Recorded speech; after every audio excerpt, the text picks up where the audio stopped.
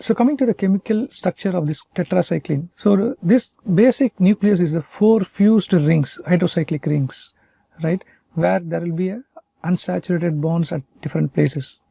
Okay, and then you have got the position R7, R6, R5 here.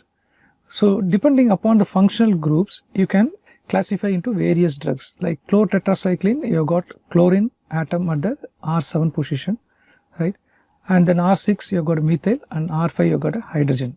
Okay, so like that, if you add the functional group at these 3 positions, different groups, you will get a different type of drugs like oxytetracycline, tetracycline, demiclocycline, and doxycycline and minocycline. So this chlorotetracycline, metacycline is not used nowadays, it is obsolete. And common drugs which is being used was oxytetracycline, tetracycline, and demiclocycline, minocycline, and doxycycline. These are the used one. So what is the importance of these substitutions? So based on these substitutions, there will be variations in the pharmacokinetics, right? Individual drugs may behave in differently in absorption, metabolism, and excretion, and small differences in the clinical efficacy.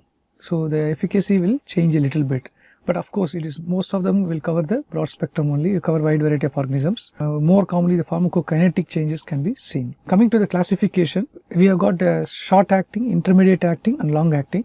So the short acting drugs like tetracycline, oxytetracycline only, which is used nowadays, and it acts for 6 to 7 hours.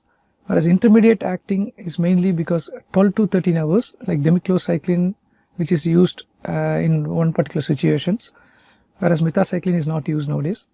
Whereas long acting drugs, where these drugs doxycycline and minocycline, they act for 18 to 20 hours, probably because the doxycycline is mainly excreted in the bile, undergoes enterohepatic circulation, so that is why the long half-life you are getting. So once a day dosage is enough, or sometimes depending upon the illness you can give it for BD.